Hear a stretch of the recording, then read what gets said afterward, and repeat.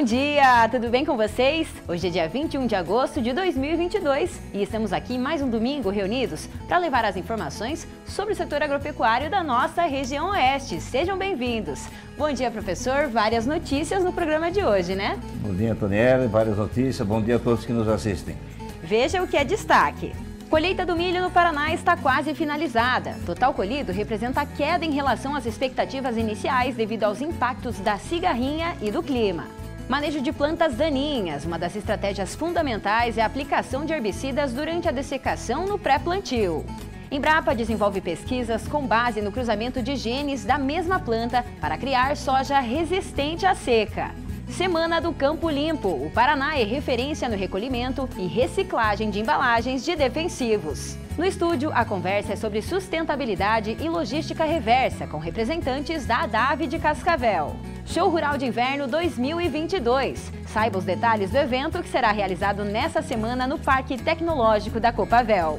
A polinização do figo ocorre de maneira bem curiosa. Esse é o assunto do quadro Isa na Fazenda. Festa da Orquídea e do Peixe em Maripá vai movimentar a região. Empresas realizam um workshop sobre pratos nobres à base de carne suína, com o objetivo de incentivar o consumo. Fique com a gente, o Agrofag está no ar.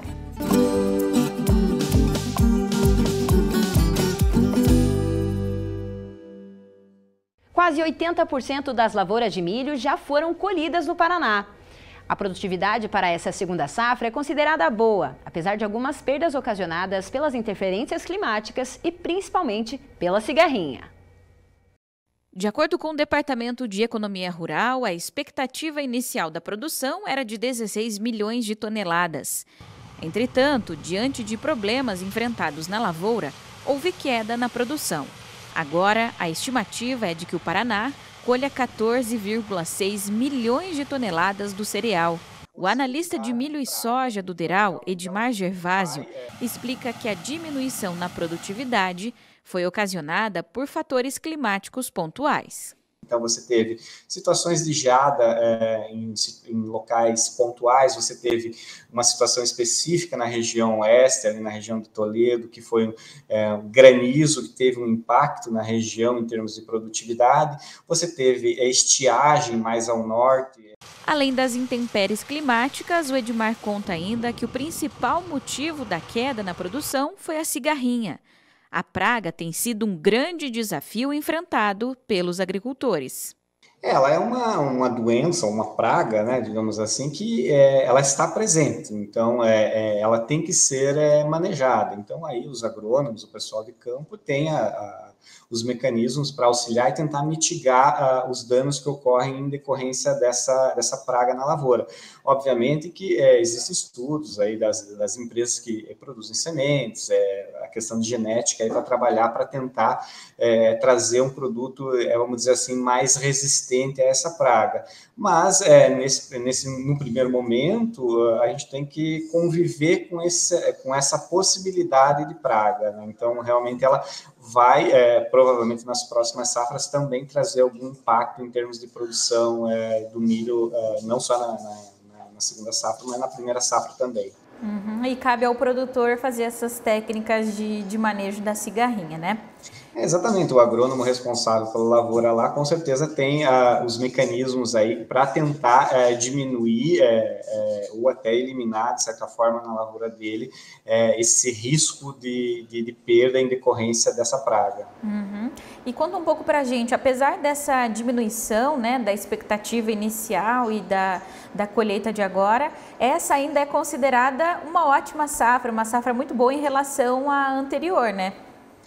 Em relação à anterior, a gente não pode, de certa forma, nem comparar, né? A safra anterior, a segunda safra de milho, a gente produziu menos de 6 milhões de toneladas. Então, a quebra no campo foi mais de 60% em decorrência de vários fatores, né? Climáticos, essencialmente, aí, questão de geada, questão de seca no estado, estiagem, né? Então, isso realmente a gente não compara com as safras anteriores.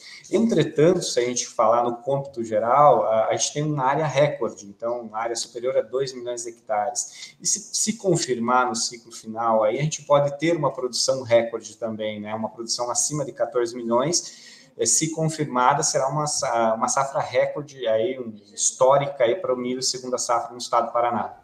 Professor, então a gente vê aí, as expectativas continuam boas, apesar da queda causada por essas situações citadas na reportagem, né? Pois é, nós tivemos até uma produtividade, né, muito boa, em torno de 5.600 quilos por hectare, contrariando o que houve no ano anterior, que foi um ano muito ruim, em torno de 2.500 quilos por hectare. Tivemos algumas quedas, tivemos a queda na produção devido a alguns efeitos, como a geada na região oeste, na parte mais sul do estado do Paraná, né? A seca na parte mais norte do estado do Paraná e algumas regiões com cigarrinhas, afetando essa estimativa de produção. Um dos desafios atuais da agricultura é o manejo de plantas daninhas de difícil controle. Uma das estratégias fundamentais para essa época é a aplicação de herbicidas durante a dessecação no pré-plantio. A competição provocada pelas plantas daninhas na lavoura da soja pode trazer reduções significativas na produção da cultura. A aplicação de herbicidas durante a dessecação do pré-plantio é uma das principais estratégias de manejo para lidar com esse problema. Mas o produtor tem enfrentado um desafio: a resistência de algumas espécies ao glifosato. A Embrapa estima que atualmente no Brasil quase metade da área destinada ao plantio da soja conta com a presença das principais daninhas, o azevém, a buva e o capim amargoso. Os desafios e o manejo adequado das plantas foi o tema do evento técnico promovido pela FMC Agrícola. De acordo com o doutor em agronomia, Leandro Albrecht, o agricultor deve ter a consciência do enfrentamento do problema, principalmente para evitar o surgimento de outras daninhas resistentes. A questão de plantas daninhas ela vem sendo um desafio cada vez maior e mais recorrente no agronegócio brasileiro, não só aqui, mas pelo mundo afora. Só em termos de casos de resistência no Brasil, nós passamos de 50%, exatamente hoje, 53 casos de resistência, nós pensamos nos casos relatados cientificamente, então isso já acendeu o sinal vermelho faz algum tempo. Então a gente já saiu daquela história de ser proativo, a gente vem muito tentando remediar problemas, sendo muito remediativo, mas o fato é que a gente pode evitar que novos casos surjam, nós podemos usar de boas práticas, do manejo integrado, nós podemos fazer muita coisa ainda.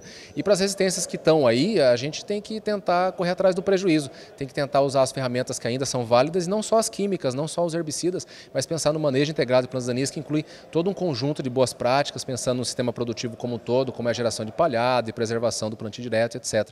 Ele destaca ainda que o manejo integrado e as boas práticas na lavoura é um trabalho que precisa ser feito de maneira antecipada. A gente está vivendo pós-milho segunda safra agora, preparando a entrada da soja, que é a primeira cultura, pensando no ano agrícola 22, 23, então o produtor tem que estar mais do que antenado nisso. Mas realmente a coisa não começa só agora, né? O importante é sempre pensar no sistema produtivo e que uma cultura saia no limpo para que a outra entre no limpo. Então, se o milho foi colhido no limpo, foi colhido um milho consorciado com milho braquiária, com bastante palhada, vai ter muito menos dor de cabeça agora na entre-safra. Mas se não é esse cenário, ele vai ter que correr atrás do prejuízo, vai ter que ser reativo, vai ter que tentar controlar o que tem na área. Existem outras estratégias além do herbicida, mas o herbicida é o mais utilizado. São práticas que envolvem aplicações sequenciais, como baterias de aplicação, para tentar vencer esse inimigo, essa planta daninha, pelo cansaço. Faz uma, mais outra, quantas forem necessárias, e tentar pensar que agora é só o começo. Então o manejo antecipado, o manejo outonal, que alguns falam, tem que ser feito agora, o quanto antes possível, nas melhores condições possíveis. E choveu recente, então vai ficar bom para o produtor fazer esse manejo. E depois não esquecer que dentro de uma lógica de aplicações seguidas de bateria, ele vai ter que fazer um acabamento lá no final, ele vai ter que fazer um bom plante-aplique, um bom aplique-plante, talvez, a depender da sua situação operacional, a depender das condições meteorológicas, para que essa soja cresça no limpo, para que ela não entre já numa competição e perca a dianteira competitiva, né? Porque o que ele quer colher é soja, não mato. Professor, é de extrema importância fazer esse manejo das plantas daninhas agora no início, né? Pré-plantio. É importantíssimo, né? Você veja bem, nós temos algumas plantas daninhas, né, que elas são resistentes a alguns herbicidas que estão aí no mercado. Então esse trabalho pré-plantio que você faz, é importante também que o agricultor tenha um histórico da sua área, saber o que está acontecendo, quais são as ervas daninhas ou as plantas daninhas que estão na sua área, que vão prejudicar a sua produção lá na frente da soja. Aí você tem um conjunto de medidas, né, de herbicidas pré-plantio, herbicidas residuais e uma combinação para que você tenha lá na frente uma soja no limpo e você atinja a produtividade esperada. Você sabe como ocorre a polinização para a formação dos frutos de figo? Veja como a natureza é curiosa. A Isa conta pra gente. Bom dia, Isa!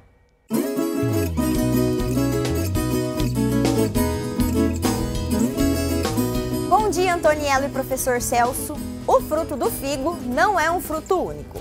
Ele é uma cápsula em formato de pera que contém milhares de flores internas, que ao serem fecundadas produzem uma polpa comestível, suculenta e rica em açúcar. Então, cada flor produz um fruto único, com as sementes características que conhecemos, aquelas crocantes. Pelo fato das flores do figo estarem dentro de cápsulas fechadas, não são polinizadas nem pelo vento, nem pelas abelhas. Elas necessitam, então, de um processo especial de polinização. E esse processo ocorre por pequenas vespas fêmeas, que saíram de outro fruto e que penetrarão em um novo para botar seus ovos. Assim, elas entram em contato com as flores femininas, deixando o pólen. Esses insetos têm por volta de 1 milímetro de tamanho e vivem somente um dia, morrendo dentro do fruto depois de colocarem seus ovos e polinizarem as flores femininas. Algumas pessoas se perguntam, será que eu já comi alguma vespa no figo? Em geral, não. No caso das variedades polinizadas, o próprio figo utiliza uma enzima chamada ficina para decompor a vespa em proteínas. E vale ressaltar que a variedade mais produzida no Brasil, a roxa de Valinhos, produzida também aqui na Fazenda Escola, é uma das únicas que não precisam ser polinizadas pelas vespinhas. As flores dessa variedade têm processo de autofecundação por partenocarpia, ou seja, sem necessidade de fecundação dos óvulos. Mas a ausência desse processo faz com que a polpa dos frutos tenham teores menores de açúcar e um sabor menos acentuado. Eles também duram menos depois da colheita e, consequentemente, na prateleira. Essas características impedem que o figo nacional seja utilizado para a fabricação de subprodutos, como o figo seco, o que o torna menos competitivo no mercado. Quer saber mais informações sobre as variedades cultivadas aqui na Fazenda Escola? Siga o Agrofag nas redes sociais e até semana que vem. Com a ideia de incentivar a produção de carne suína de alta qualidade e demonstrar as opções de preparo diferentes, um grupo de empresas da suinocultura se reuniu e preparou um workshop. O dia foi de aprendizado e de valorização do trabalho de quem atua no ramo da suinocultura.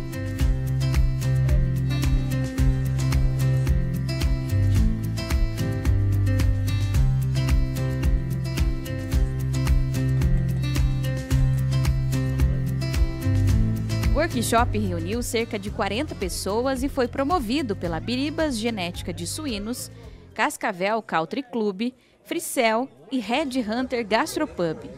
E também teve até gente de fora. O Anderson veio de Santa Catarina representar a Duroc catarinense. Estamos hoje junto aqui com o pessoal da Biribas fazendo o primeiro workshop, falando um pouco mais sobre a produção de carne suína premium, a carne suína de qualidade. Então hoje a gente está fazendo aí uma apresentação, vai ter degustação de cortes, vai ter carne defumada, vai ter charcutaria, vai ter embutidos. E o intuito desse encontro é fortalecer o consumo da carne suína e fortalecer mais ainda esse consumo dessa proteína, que é uma carne suína premium, que é muito bem produzida, com conceito, qualidade, algo novo que está surgindo aí no mercado, está tendo procura, pessoal da alta gastronomia, pessoal de restaurantes e até o consumidor final mesmo está em busca, está procurando, está exigindo que essa carne que está sendo apresentada hoje. O evento foi realizado com o objetivo de incentivar o consumo da carne suína na região. A carne premium, preparada no workshop, é resultado do melhoramento da genética animal. O cruzamento da raça Berkshire, Duroc e o Pietran, tá? Junto com o Moura. Tá? Isso traz um sabor de carne, uma suculência, um marmoreio, coloração de carne e aliado isso sempre à viabilidade do produtor rural. Tá? Então o que nós estamos apresentando aí é o que tem de mais moderno dentro da cadeia de suinocultura, em termos de qualidade de carne, e está disponível para todos os produtores do Brasil inteiro. Da criação à degustação, a troca de experiências e o conhecimento marcaram o evento. E claro que não faltou sabor nos cortes nobres servidos no encontro.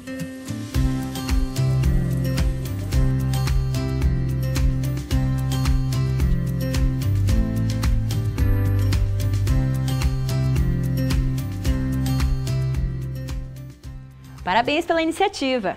E os últimos detalhes para o Show Rural de Inverno estão sendo feitos. A Copavel e as empresas expositoras trabalharam bastante nos últimos dias para deixar tudo organizado para o evento que começa na terça-feira.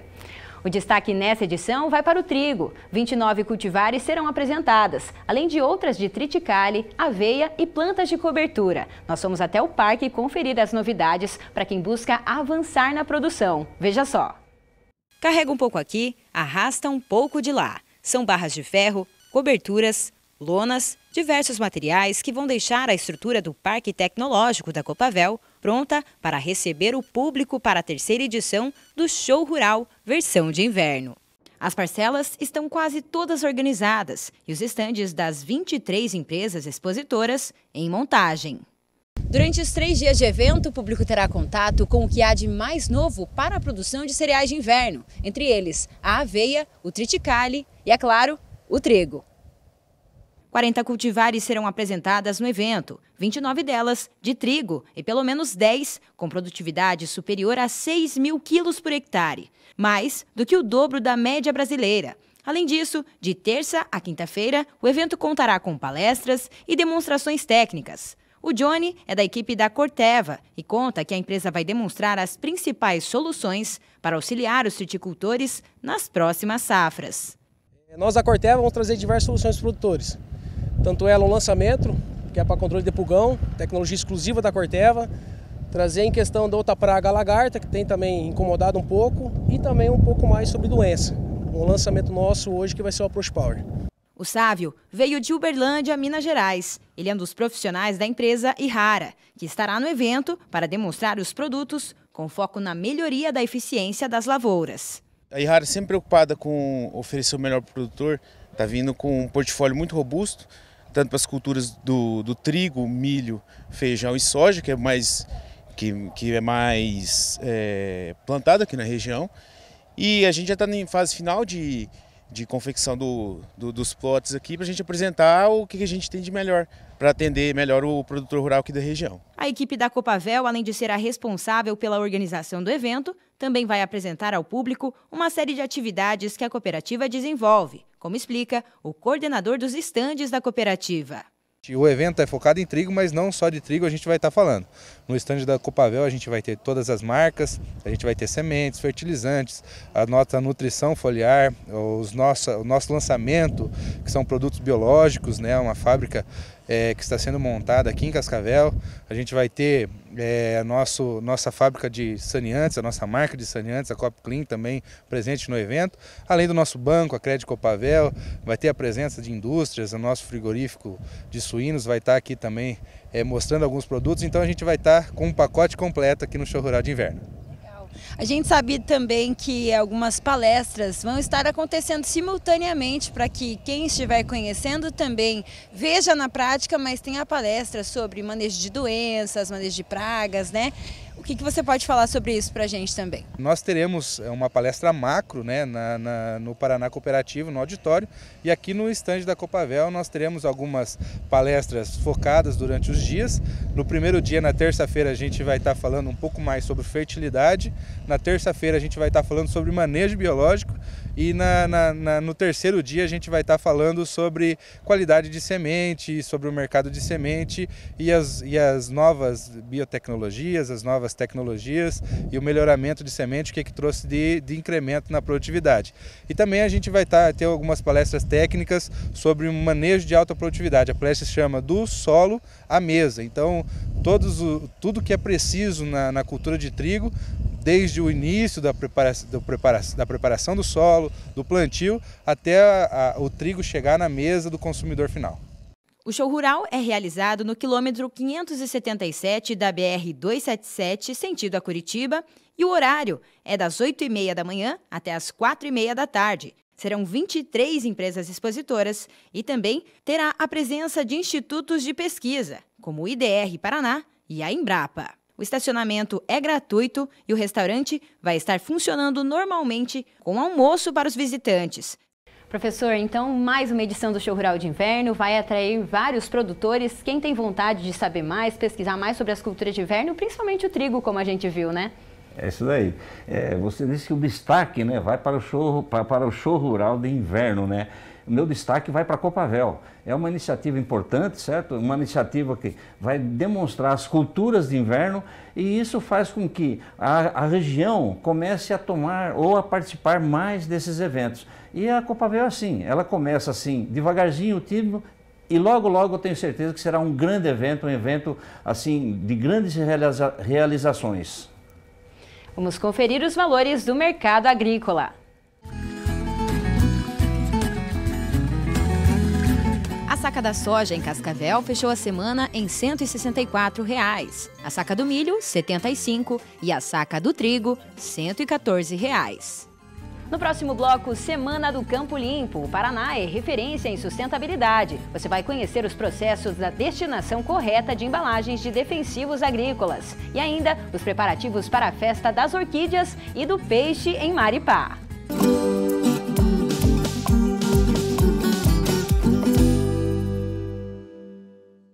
São Lucas Cascavel, muito mais do que um hospital, um centro completo de saúde. Hemodinâmica, UTI, centro cirúrgico e centro de imagens. Serviços de diagnóstico, laboratório, obstetrícia e clínica geral. Atendimento 24 horas em uma estrutura de excelência e padrão internacional. Pronto atendimento e plantão pediátrico exclusivo São Lucas H-Kids. Hospital São Lucas, nossa especialidade é sua saúde. Cascavel, 3219-6464. Conectados ao mundo. Somos todos. Somos um só. Somos muito mais. Global Connection. Descubra um novo programa de pós-graduação Centro Universitário FAG. Acesse o site e conheça os cursos disponíveis. Conexões internacionais e experiências transformadoras. fag.edu.br/pós. Inscrições pelo fone 4533213964. Pós-graduação Centro FAG. Global Connection. Realize.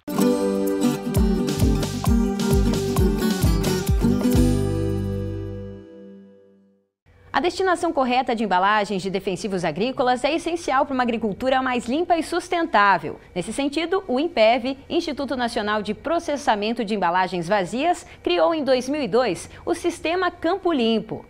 Hoje, o Brasil é uma referência mundial nesse movimento. Cerca de 94% das embalagens comercializadas são destinadas adequadamente para reciclagem ou incineração após o uso. A logística reversa faz parte do sistema Campo Limpo, que assegura a destinação correta das embalagens vazias de defensivos agrícolas. Em Cascavel, a ADAV é uma das centrais de recebimento que atende toda a região oeste do Paraná. Aqui, a organização recicla anualmente 500 toneladas de embalagens. A Patrícia é engenheira agrônoma e destaca as frentes de atuação da entidade. A ADAV tem duas linhas de trabalho. Uma é a questão legal, de fornecer a documentação para as revendas, que é obrigatório por lei. Só abre portas, uma revenda e começa a comercializar o defensivo após ter a documentação da ADAV, onde eles informam na nota fiscal de venda para o produtor, o local para fazer a devolução. Então, da região é aqui a ADAV, do lado do aterro sanitário em Cascavel. Cada região tem sua unidade. No Brasil tem mais de 314 unidades que atuam na mesma forma que a gente. E a outra linha de frente é essa que a gente está aqui hoje no barracão, que é a área de recebimento das embalagens, processamento, classificação e prepara elas para a destinação final adequada, conforme a lei. Ou incinerar embalagens que não podem ser tríplice lavada, exemplo, embalagem de tratamento de semente, saquinhos de flexível, ou embalagem que não foram tríplice lavadas ou não foram tríplice lavadas de maneira correta, ou então a reciclagem, que é boa parte do volume recebido, vão para recicladores. No Paraná existem alguns recicladores e tem outros fora também, que daí geram outros produtos, são 17 produtos ao total. Antes da devolução, as embalagens devem ser lavadas ainda na propriedade rural, no momento do preparo da calda. A água utilizada na lavagem é despejada no próprio pulverizador. Esse processo é repetido por 3 vezes. O procedimento, além de minimizar o desperdício do produto, possibilita a reciclagem. O Paraná é o estado que mais destina adequadamente as embalagens de defensivos agrícolas. Cerca de 97% do que é comercializado é encaminhado para reciclagem ou para a incineração. O agricultor tem o prazo de até 1 ano após a compra dos produtos para fazer a devolução das embalagens. Se não destinadas adequadamente após esse prazo, o produtor pode ser autuado pelos órgãos de fiscalização. O Sistema Campo Limpo conta com a responsabilidade compartilhada entre agricultores, indústria, canais de distribuição e profissionais da área agrícola. O Conselho Regional de Engenharia e Agronomia do Paraná atua para reforçar aos técnicos e agrônomos da importância da logística reversa e como orientar os produtores rurais. O presidente do CREA destaca o papel da agricultura na preservação do meio ambiente. Esse assunto em especial, dentro do que cabe a ele, da fiscalização, atuamos de forma muito intensa na busca de que haja a devida orientação para os usuários, com a presença dos nossos profissionais. No caso das embalagens de agrotóxicos, isso é algo que é realmente bastante conhecido. O Paraná é uma referência.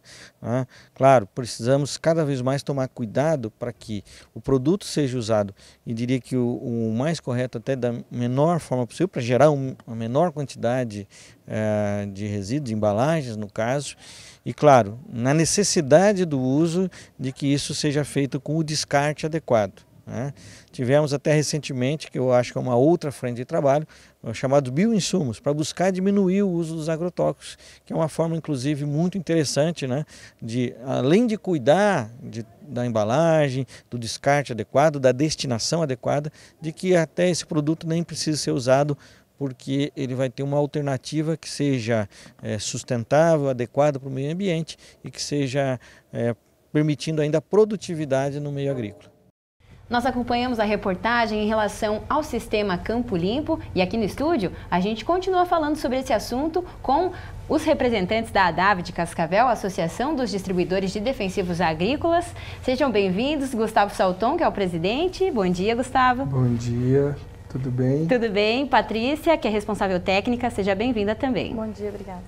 A gente vai falar então sobre esse assunto que coloca a agricultura aí assumindo esse papel de responsabilidade para contribuir com o meio ambiente, São ações que estão sendo desenvolvidas há mais de 20 anos no Brasil. Queria que vocês comentassem um pouquinho dessa atuação da ADAV nesses anos até aqui. Bom, bom dia a todos. A ADAV então vem trilhando em um caminho desde a década de 90, É uma associação formada de cooperativas e revendas, e ela foi formada primeiramente assim pela força que o agronegócio é na região e formada também por agricultores praticamente,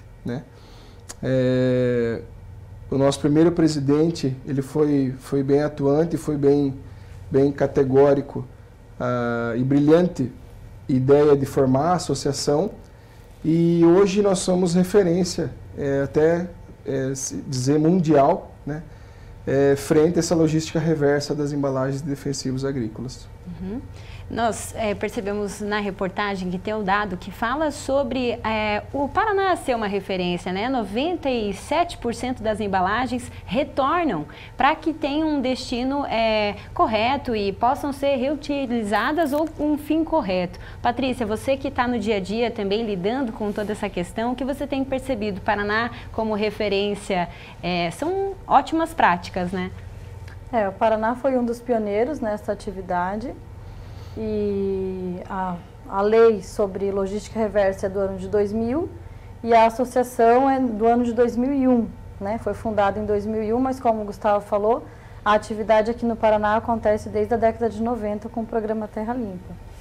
Então, quando surgiu a lei, uma lei federal, Brasil todo, a atividade já acontecia aqui no Paraná, Então, a lei ela veio para fortalecer e trazer algumas outras questões de responsabilidade compartilhadas, de não trazer isso apenas para as revendas, para os agricultores, mas também para a indústria, E no Paraná também foi um dos pioneiros quanto ao recebimento itinerante, o que permitiu que principalmente pequenos produtores, médio produtores também fizessem essa devolução, Ao invés de a ADAV atende 38 municípios. Ao invés de um pequeno produtor lá mais distante, né, conseguir trazer essa embalagem, então a gente vai com o caminhão mais próximo, né, na cidade dele e faz esse recebimento. Então isso daí favorece bastante, contribui bastante com esses dados, né, 97% da embalagem comercializada que tem o destino adequado. Esse recebimento itinerante, então, é o trabalho que vocês fazem indo até as propriedades e disponibilizando o transporte para trazer novamente essas embalagens, né? O itinerante, a ADAV tem um caminhão, né? A associação tem um caminhão e a gente vai até as revendas, né? As revendas que são associadas à ADAV. E daí não é que a gente vai até a propriedade, a gente vai até a revenda. Mais próxima ali do produtor. Isso ocorre por meio de agendamento? Sim, a gente monta um calendário, né, anual, divulga sempre no mês de outubro para as revendas e daí essas revendas repassam então para os agricultores. Sempre respeitando ali o mesmo período, né, para os agricultores estarem cientes à época que a gente está indo lá para recolher a embalagem. Eu quero, Patrícia, pelo que a gente conversou aqui nos bastidores, né, o Paraná é referência, né, foi um dos primeiros, né, e ele serve de exemplo para outros estados, né. Mas eu gostaria de saber de você também o seguinte, voltando à coleta desse processo, né? São coletas de vasilhames de defensivos agrícolas, né? Normalmente, foi explicado no VT, mas normalmente vocês recebem ele realmente limpo? Algumas curiosidades em torno disso daí. Quer dizer, como que chega esse produto para você? Tá certo, professor. Bom, chega pra gente, a maioria chega tríplice lavada, né? Que a gente fala, a embalagem que a gente diz coloquialmente limpa. Seria o modelo correto de devolver para você? O modelo correto, porque a lei obriga, é lei, né? É obrigatório não só fazer devolução, mas também fazer a tríplice lavagem. Então a maioria vem tríplice lavada, mas a gente tem também as embalagens de tratamento de semente, que é uma embalagem contaminada, não pode ser tríplice lavada. Embalagem de flexível também não pode ser tríplice lavada. Então, a gente recebe todo tipo de material, né? Algumas embalagens de produtor que não fez a tríplice lavagem ainda tem, ou que não fez ela da maneira adequada, né? E daí pra gente vai com o material contaminado. Aí vocês têm outro tipo de descarte, ele não vai para reciclagem, correto? Isso. Mas você tem o papelão que envolve isso daí, como é que se faz com o papelão? Tá, o papelão, né, não pode ser, receber água, né, não pode ser lavado. Mas, caso tenha um papelão que escorreu um pouco de produto, igual tem que fazer a devolução. E daí, chegando pra gente, na nossa unidade tem 2 barracões. Um de embalagem tríplice lavadas e um de embalagens contaminadas. Então, se o papelão recebeu um resto de produto, ele está contaminado. Então, ele vai para o outro barracão e dali ele vai ser prensado, né, para reduzir volume, a gente ganha logística, e vai para incinerar. E as embalagens que foram tríplice lavadas corretamente aí vão para recicladores. Quer dizer, vocês recebem produtos que são trabalhados, que você pode reciclar, e outros que não é possível reciclar, você tem que incinerar. Seria isso, né? E eu tenho mais uma pergunta aí para perguntar para o Gustavo. Quando se fala em reciclagem, principalmente de plástico, né? A gente é curioso, né? Para onde vai essa reciclagem, né? E nós sabemos que todos os produtos que envolvem defensivos agrícolas são produtos procurados, é de extrema qualidade, né, esse plástico, né? Exatamente. Não pode voltar para uma mamadeira, né? Não, nem pensar. O Brasil, ele é responsável, então, na cadeia toda, e é uma referência mundial, que nem eu falei, em torno de 94% das embalagens são retornadas, isso nível Brasil, né? Então, esse plástico é um plástico de extrema qualidade, né? Tem que ser reforçado, ele não pode quebrar facilmente. Então, as indústrias já fazem uma embalagem de altíssima qualidade. Chegando no produtor, fazendo a tríplice lavagem e chegando até a ADAV, a gente faz essa prensagem e é destinado ao reciclador correto. Nesse reciclador, ele transforma em matéria-prima para voltar para essas embalagens de defensivo, né? Sempre lembrando que essa embalagem, ela não vai ser a embalagem toda reciclada, ela vai fazer parte do filme da parede do plástico, né? Nunca a parte interna nem a externa, sempre a parte do meio. E também é feito alguns produtos que não sejam ali de manuseio, assim, diário e não tem aquele tanto contato, né? A gente pode falar uma questão aí de conduíte de obra que vai dentro da coisa. Lógico, tem um manuseio, tem todo o cuidado, tem todo um preparo desse plástico para ir até o mercado, mas ele fica lá dentro da parede da obra, né? Protegido, vamos dizer, para uma criança não chegar e comer esse plástico, enfim. Pode ser feito pallets de plástico, né, Patrícia? A parte de carrinho, de repente, de mão, a parte de questão sanitária, lá da caixa sanitária, né? Então tem uma série de produtos, menos mamadeira, né? E outros que possam ter muito contato, né?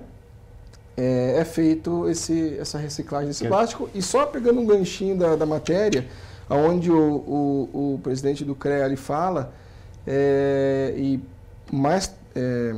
muito bem colocado por ele, hoje a gente tem uma movimentação da indústria de fazerem produtos mais concentrados, com concentrações maiores dentro de cada embalagem, né? Com nanopartículas e tal, quebradas, enfim, onde você coloca muito mais produto dentro de uma embalagem, tirando grandes volumes de embalagens, e também a parte de biológicos e polímeros biodegradáveis, enfim, que não agridem o meio ambiente de uma certa forma, né? Então há uma frente muito grande hoje nesses biológicos e esses polímeros biodegradáveis, que não é o veneno em si, né? Ajudando muito bem as nossas lavouras aí. Para otimizar o uso, então, dessas embalagens, né, e possuir a concentração um pouco maior, e acaba acarretando, então, na diminuição. Diminuição. Inclusive, essa embalagem dos biológicos, a DAV também recebe. Ela não é um produto químico, mas ela recebe também. Faz parte do dia a dia ali da DAV, né? Que é um produto agrícola, né? E esse produto agrícola tem que retornar para a DAV limpinho, separadinho a tampa, sem o lacre, os papelões também, né? Com a destinação correta. Exatamente. E vou pegar o gancho que você falou sobre ter esse sistema limpo, né? Essa semana a gente teve uma semana especial, a Semana do Campo Limpo. Na última sexta-feira foi realizada a ação com parceiros, produtores rurais lá na DAV. Todo ano vocês realizam esse tipo de ação, Patrícia? Sim, todo ano. Essa data já está no calendário, comemorado sempre dia 18 de agosto. Mas a gente sempre opta por fazer na sexta-feira, né, o dia mais próximo. Então, esse ano foi dia 19. 2 anos a gente não teve atividade que a gente fala portas abertas, né, recebendo o público em função da pandemia. Então, a gente fez campanha um pouco diferente, que a gente estava arrecadando cestas básicas, né, e doava para entidades carentes aqui de Cascavel, do município. E esse ano, né, a gente voltou com as atividades, né, normais. Então, foi uma semana intensa, com palestras, né, até aqui na FAG, para os universitários de agronomia. Inclusive, a gente tem imagens. Vamos acompanhar um pouquinho? A gente tem imagens. Você veio na última segunda-feira, né, conversar com o pessoal do curso de agronomia. Bastante gente participou, como você comentou para a gente, né? Sim.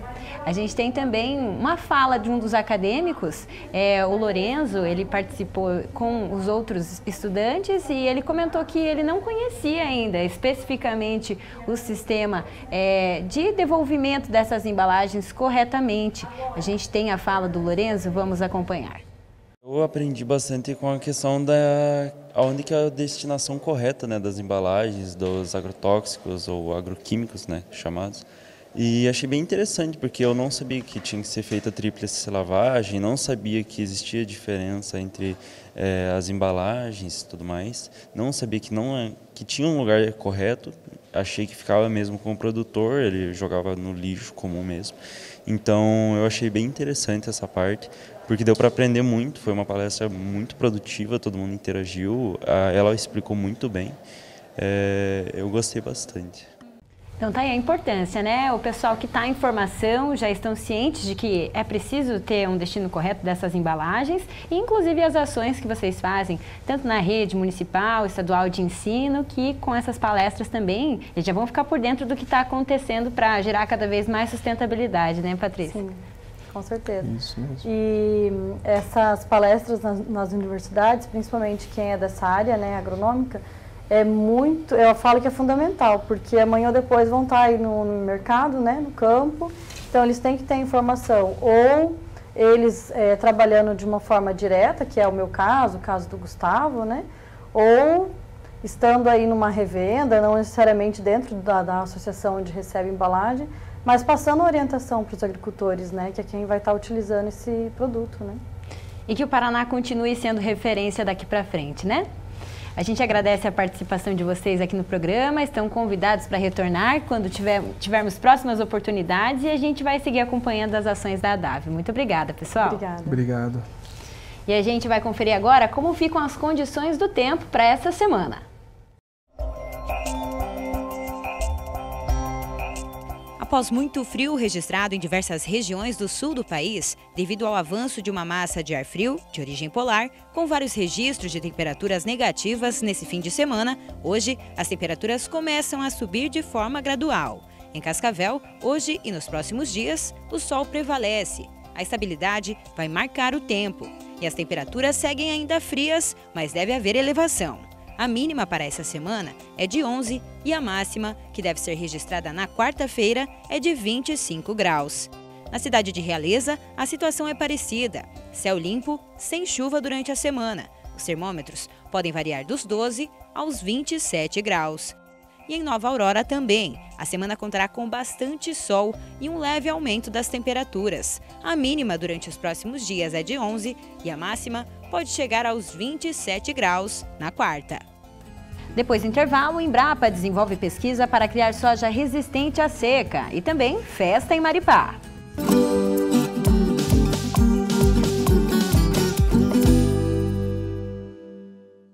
Hospital Veterinário FAG, para todos os bichos, todos os horários. Tigres, leões, cavalos, gatinhos ou dogs, pássaros, jacarés, ratinhos ou cobras. O HVET FAG é o maior hospital veterinário do Paraná, o único a oferecer atendimento 24 horas para qualquer animal, independente da complexidade. Conheça nosso Clube do Mascote, vantagens exclusivas para pets e animais exóticos. Se você ama, nós cuidamos. Hospital Veterinário Centro FAG, Cascavel, ligue pra gente, 4533213772. Conectados ao mundo. Somos todos. Somos um só. Somos muito mais. Global Connection. Descubra um novo programa de pós-graduação Centro Universitário FAG. Acesse o site e conheça os cursos disponíveis. Conexões internacionais e experiências transformadoras. fag.edu.br/pós. Inscrições pelo fone 4533213964. Pós-graduação Centro FAG. Global Connection. Realize.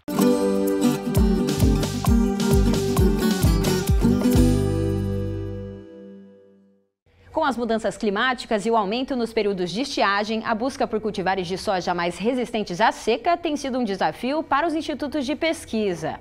Uma estratégia utilizada pela Embrapa é o cruzamento genético da própria planta, uma tecnologia conhecida como edição gênica. Para saber mais sobre esse estudo, eu conversei com o chefe-geral da Embrapa Soja. Confira! Nós conversamos nesse momento com o Alexandre Nepomuceno, que é o chefe-geral da Embrapa Soja de Londrina. Ele vai conversar com a gente para explicar um pouco mais sobre esse desenvolvimento de uma cultivar mais resistente à seca, né? Tudo bem, Alexandre? Seja bem-vindo ao Agrofag. Tudo bem, Antoniela. É um prazer estar aqui com vocês. Alexandre, esse estudo já vem de muito tempo, né? Nós trabalhamos aqui na genética da soja para tolerância à seca há já uns 20 anos, né? No melhoramento clássico, mas muito forte nós temos ainda um projeto com transgenia, ou seja, nós olhamos outras plantas que são tolerantes à seca e trouxemos genes dessas plantas e colocamos na soja. Esse foi um projeto bastante grande que ainda continua, em parceria inclusive com o governo japonês. Desenvolvemos várias variedades que estão ainda sendo testadas em todo o Brasil, que são transgênicas, né? Ou seja, você pegou um gene de uma espécie e colocou na outra. Só que, infelizmente, por toda essa polêmica indevida, na minha opinião, que se criou em cima da tecnologia dos transgênicos, né? Que é uma ferramenta excelente, né? Não só na agricultura, na medicina, na indústria, mas se criou uma polêmica por desconhecimento. E aí o que aconteceu? Para você colocar hoje uma planta transgênica no mercado, principalmente uma commodity como a soja, é muito caro. Por quê? Cada país criou uma regra, Estados Unidos, Japão, China, ficou muito caro. Está na faixa de 100 milhões de dólares. Então, na prática, ficou na mão de 4 empresas. Mas a tecnologia dos transgênicos é uma tecnologia do final da década de 90, do início dos anos 2000.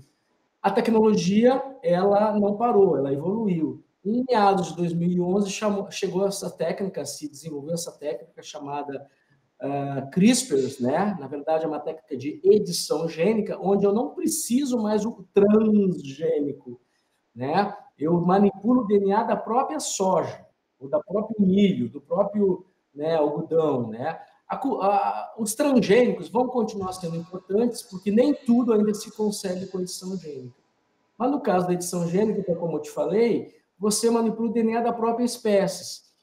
E você consegue introduzir características que vão trazer soluções como a tolerância à seca, a resistência a doenças, melhora de qualidade, né? Vão agregar valor, né, às espécies comerciais. Tá? E houve um alinhamento em termos de legislação no mundo. Se você olhar nas Américas, Estados Unidos, Brasil, Argentina, Canadá, né, Chile, Colômbia, a legislação está muito semelhante, que diz que quando você usa essas técnicas de edição de genoma, que você muitas vezes imita o que a natureza já faz, causando mutações pontuais, você não considera como transgênico. A planta de soja aí, né, tem em média aí uns 40 mil genes, né? Então a gente está escolhendo genes, por exemplo, que estão envolvidos ali no aborto de flores e legumes. Quando vem uma seca, uma das primeiras coisas que a soja faz é abortar legume, abortar flores, abortar grãos. Então, manipulando alguns desses genes por essa técnica de edição gênica, desligando alguns deles ou aumentando a expressão de outros, a gente consegue evitar, pelo menos nós estamos tentando fazer isso, né? Ainda está numa fase de pesquisa, e essa planta, quando sinta o primeiro sinal de seca, ela já aborte. A gente quer segurar aquele legume um período um pouco mais, aquela flor, né? Aquele grão, e aí torcer que venha uma chuva, né? Agora, eu sempre brinco, nós não estamos fazendo aqui um cactus de soja, né? Para produzir soja, né? Nenhuma planta vai viver sem água. Então, nós temos que, assim, que a gente quer reduzir perdas, né? Se nós tiver uma seca aí de 3, 4, 5, ninguém sobrevive. Mas se eu tiver uma seca aí de 15 dias, e com essa técnica eu conseguir que a planta deixe de abortar esses 15 dias e aguente lá uns 20, 30 dias, as minhas perdas serão reduzidas, né? Alexandre, e qual é o momento da pesquisa, assim, qual é a etapa que vocês estão? Como é que o produtor que está lá no campo esperando por essa soja um pouco mais resistente vai poder aí aguardar, e em que fase vocês acreditam que ela já vai estar disponível e para os produtores terem acesso no mercado? No caso da edição gênica, nós já estamos com as primeiras plantas editadas. E nós estamos testando, começando a testar se deu o resultado que a gente queria, mas a gente conseguiu fazer o que a gente queria. Só não sabemos ainda se está tendo o efeito que nós queríamos. Então, nós estamos agora, no início do mês, submetendo à Comissão Técnica Nacional de Biossegurança. Se eles disserem para nós, não, essa mutação que você fez aí com o CRISPR poderia ter ocorrido naturalmente, ou você poderia ter cruzado com outras variedades de soja e obtido o mesmo efeito. Se esse triângulo disser assim, e na verdade eu espero que seja, né, porque foi assim que a gente fez, essa planta será considerada como convencional. E aí facilita muito a questão de testar no país inteiro, né, de introduzir no nosso programa de melhoramento, porque por não ser um transgênico, não tem que seguir todas aquelas regras lá de liberação planejada no meio ambiente. São várias regras que existem mediante a Lei de Biossegurança e regras que a CTN-Bio estabeleceu. Muito bem. Alexandre, muito obrigada pela sua participação, obrigada pelo seu tempo aqui com a gente também, e a gente aguarda aí, então, os resultados que a Embrapa Soja vai obter para a gente poder aí ampliar cada vez mais e ter uma soja que seja mais resistente, com, claro, muita pesquisa e muito investimento em conhecimento também. Obrigada, Alexandre. Foi um prazer, né? A gente está à disposição de vocês aqui. A edição gênica é uma estratégia, então, que vai beneficiar todos os agricultores do país, né, professor? A engenharia genética ela é fantástica, né? Mas a gente tem que deixar duas coisas aqui muito claras, né? Transgenia, ou organismos geneticamente modificados, né, onde você pega uma bactéria ou um pedaço de DNA de uma espécie e coloca em outra espécie. Por exemplo, uma bactéria que você coloca na soja. Hoje o que nós temos na soja é uma transgenia. O que ele está falando é edição gênica. Edição gênica é como se nós fizéssemos o cruzamento entre duas sojas, vamos dizer assim, né, e nós tentássemos ali pescar aquilo que nós queremos. Como é um conhecimento profundo da engenharia genética de todo o genoma, eles vão em determinado ponto do DNA e trabalham esse ponto e vão mexer nesse gene como se houvesse uma mutação. Eles vão o quê? Fazer potencializar esse gene para expressar mais a sua característica ou vai tentar diminuir o efeito desse gene para que não haja um efeito negativo na soja ou no trigo ou naquela espécie que está se trabalhando. Então a edição gênica é diferente de transgenia. Nós podemos dizer então que na edição gênica nós estamos trabalhando com plantas geneticamente editadas e não geneticamente modificadas. A 80 quilômetros de Cascavel, a cidade de Maripá tem mostrado evolução em diversas áreas, principalmente na piscicultura e no cultivo de orquídeas. Não é à toa que a cidade tem a presença dessas flores ao longo de todo o ano. A Festa das Orquídeas e do Peixe, que acontece essa semana, é o momento em que a população celebra os bons resultados dessas atividades. De quinta-feira a domingo, no Centro de Eventos de Maripá, a 22ª edição da Festa das Orquídeas e do Peixe vai atrair milhares de visitantes. O evento conta com exposição e feira de mais de 30 mil exemplares de orquídeas. Além disso, a festa contará com uma agenda especial para a área da piscicultura. Terá a feira da aquicultura, refeições à base de peixe, rodeio do bagre ensaboado e o 19º Seminário Estadual da Piscicultura, para quem busca se manter atualizado sobre as novidades do mercado. O coordenador do seminário, Cleiton Mansky, indica alguns dos assuntos que serão tratados. Teremos 3 importantes palestras ligadas à atividade de aquicultura. A primeira seria então com o Giovanni, ele estará relatando as inovações da aquicultura brasileira. A segunda palestra, vamos abordar aí a parte de perspectivas, riscos e oportunidades na aquicultura, na tilapicultura nacional. E a última palestra teremos aí o representante da Secretaria Nacional da Pesca, que estará falando sobre as políticas públicas para o bom desenvolvimento da atividade. Quem conversa agora com a nossa equipe é o Rodrigo Chanoski, que é prefeito de Maripá e que vai falar um pouquinho sobre essa 22ª edição da Festa das Orquídeas, que já virou uma tradição na cidade, né? Bom dia, Rodrigo. Bom dia, Antoniela. Bom dia a todos que nos acompanham neste momento. Uma alegria poder falar com vocês nessa manhã fria aqui na cidade de Maripá, eu acredito que aí também. Hoje muita chuva. Mas com uma grande expectativa, nós vamos realizar então a 22ª edição da Festa das Orquídeas e do Peixe. Esse evento que já é consolidado no cenário nacional como uma das melhores festas, pela diversidade que aqui nós temos, pela questão da orquídea, a questão da piscicultura, todo o entretenimento que acontece aqui durante os 4 dias de festa neste ano. Fica o convite, então, para quem quiser participar e visitar aí essa cidade que é tão pujante na aquicultura e também na produção de orquídeas, né, Rodrigo? Muito obrigada pela sua participação. Fica o convite a todos, então, né? Eu que agradeço, estendo o convite mais uma vez, de 25 a 28 de agosto, os caminhos levam a Maripá, na grandiosa Festa das Orquídeas do Peixe, uma das melhores festas da região. Vale a pena experimentar essa emoção. Venham conosco confraternizar.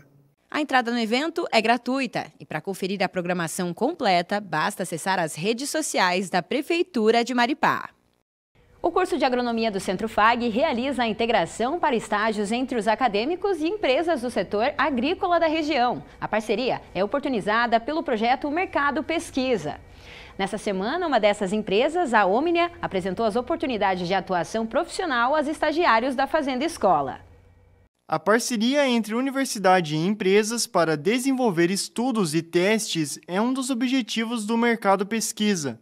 Neste encontro, com técnicos da Omnia Fertilizantes, os acadêmicos conheceram produtos para aumentar a produtividade nas lavouras. A gente tem uma linha de biológico e a gente trabalha bastante toda a linha de nutrição de plantas e uma parte que é um diferencial é a nossa linha de condicionadores de solo, com ácidos úmicos e fúvicos, produtos orgânicos que vai estar incrementando aí a produtividade dos produtores rurais, trazendo mais saúde para o solo, pensando mais sustentável.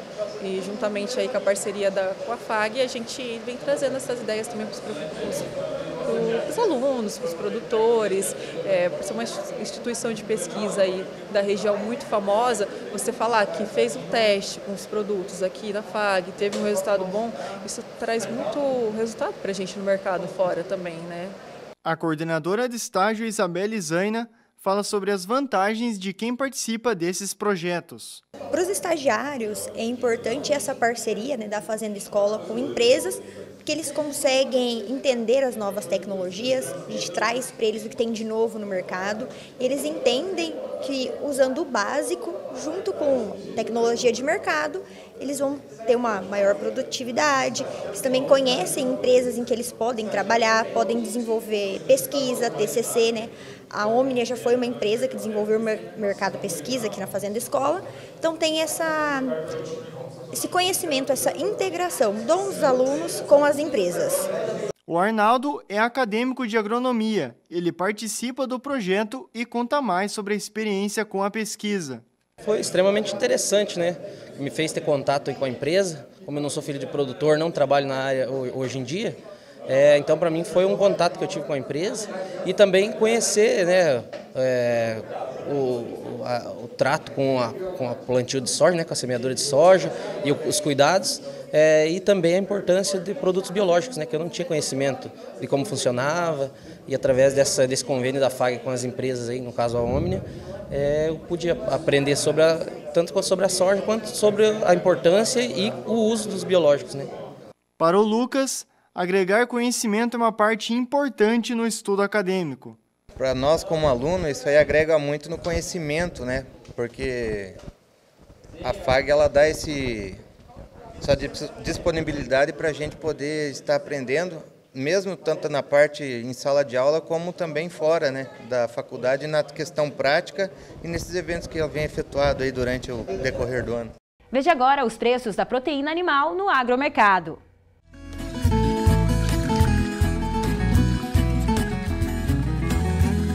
Em Cascavel, a arroba do boi gordo, R$ 300.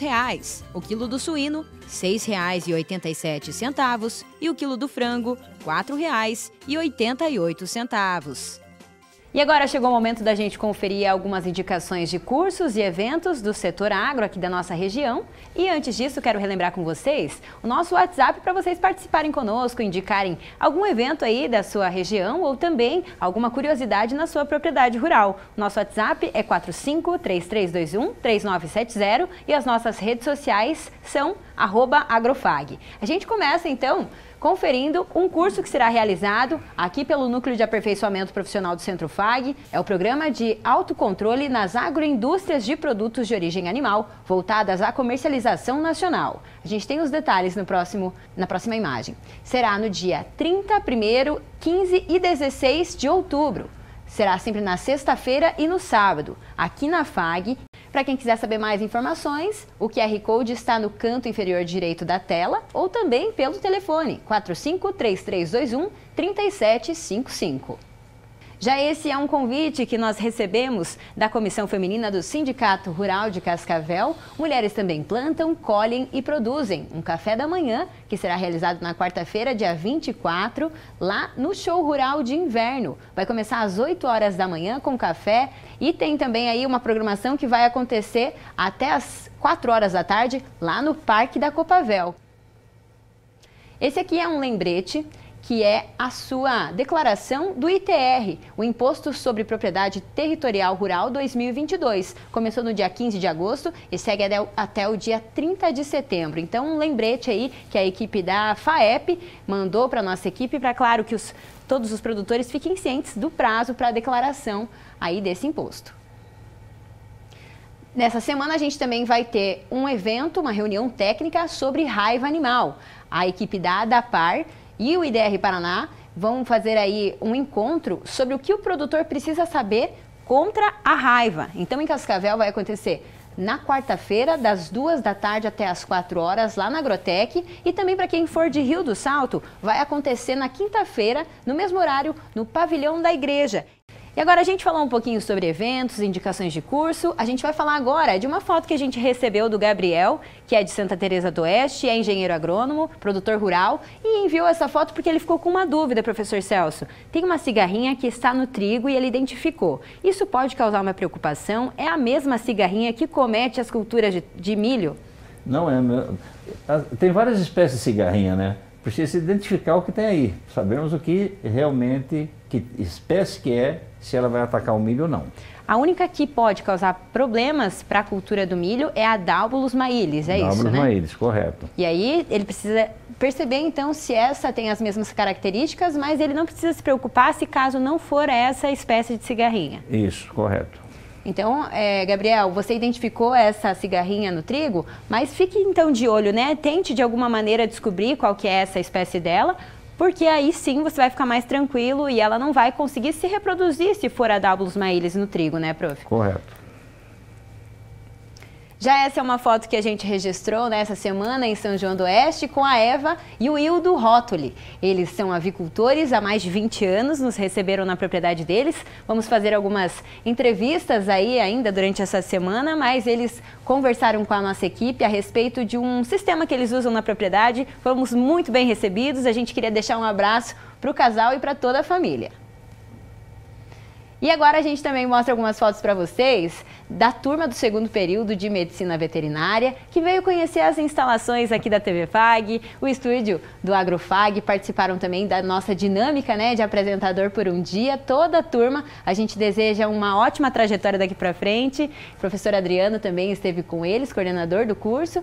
A gente agradece pela visita e deseja aí uma ótima caminhada realmente. Agora a gente vai falar sobre um outro assunto também que causou dúvida nessa semana para toda a nossa equipe. A gente conversando com alguns profissionais, alguns produtores, para tentar entender o que era essa fruta. Quem mandou foi um telespectador lá de Florianópolis. E ele mandou para a gente essas duas fotos e perguntando que fruta poderia ser essa, né? A gente conseguiu identificar, após muitas dúvidas, foi falado sobre laranja quinquã, foi falado também sobre araçá, mas nada disso era o que é essa fruta. E quem ajudou a gente a descobrir foi a professora Ellen Daojo, do curso de agronomia, por meio do Jardim Tupiniquim, que é esse site que é produzido por um engenheiro agrônomo. E aí a gente descobriu que é o tomatinho do mato. Temos mais informações então na tela para vocês verem. É uma fruta que então pertence ao grupo dos tomates, mas ele tem um sabor mais parecido com o maracujá. E quando manda uma foto assim, vamos mandar o fruto, a flor, a planta inteira, né? Para a gente não ter dúvida, né? É isso aí, professor. Então a gente aí conseguiu desvendar esse mistério que a gente ficou a semana inteira pesquisando sobre. Professor, então é com essa imagem que a gente encerra a edição de hoje. E eu te vejo no domingo que vem. Uma ótima semana. Até domingo que vem. Tchau, tchau, pessoal. Tchau.